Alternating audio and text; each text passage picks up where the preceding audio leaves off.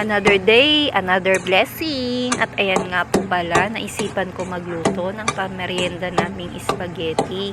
Tuturo ko nga po pala sa inyo, pero yung iba hindi ko na nabidyohan kung ano yung mga inilagay ko.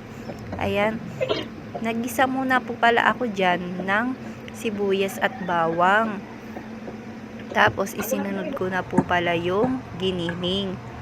At bago po pala yon ay nagprito muna ako ng hotdog dyan. Tapos po, nung nalagay ko na po yung giniling, inilagay ko na po yung sauce.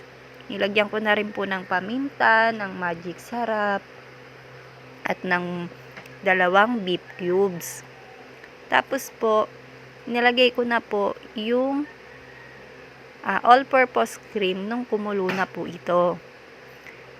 Minsan ko lang po ginagawa ito pag gusto ko lang po ng lagyan ng all-purpose cream. Tapos ayan po, hinalo-halo ko na.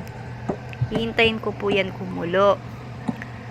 At ayan, chine-check ko po kung okay na po yung ginawa nating sauce. Nilagyan ko rin po pala yan ng mushroom para maiba naman po yung lasa. At pagkatapos po, okay, habang kumukulo po yun, ay may dumating akong biglang parcel. Ito po pala yung in-order kong mga gamis.